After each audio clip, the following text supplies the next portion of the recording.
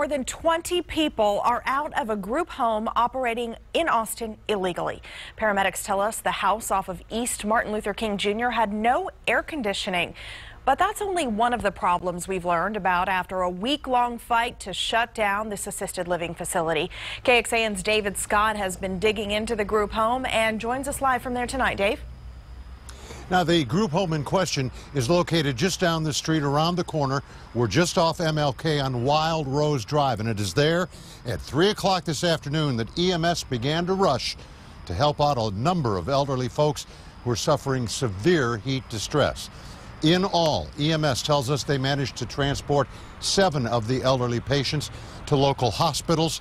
About 20 people in all lived in this home. They will all be removed before this night is out. Now, as for the owner, Renee Owens, also known as Renee Segura, we don't know her whereabouts tonight, but we do know that she's had homes like this closed before. The Attorney General is suing her, and we spoke tonight to a former employee of hers who describes what kind of operation she runs. She had bed bugs. We had to call an exterminator out 3-4 different times. One of her clients, she took one of the clients and hid them out and said that he came up missing and she knew where he was at all along, you know what I'm saying? So, like, I mean, she getting exactly what she deserved, you know what I'm saying? Because she should have did better than what she did. At this point, I do not believe anybody will be staying here tonight, and I don't believe we're going to have any more transports to local hospitals. Right now, what we're working on is finding placement for these individuals into other facilities. Again, no word on the whereabouts of Renee Owens or Renee Segura tonight. Whether she's on the run or under arrest, we don't know. But it does appear she's in a heap of trouble. Hot water, you might say.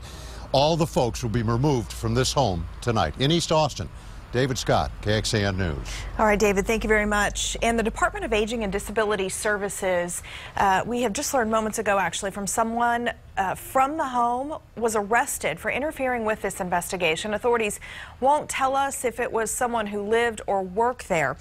But we do know the Department of Aging and Disability Services says God's Place and the home in Austin were not licensed. A spokeswoman says they get tips about unlicensed facilities, but few are in as bad of a condition as this one. She says there are ways to make sure your family members don't end up in a dangerous facility. Visit them several times at different times of the day and night.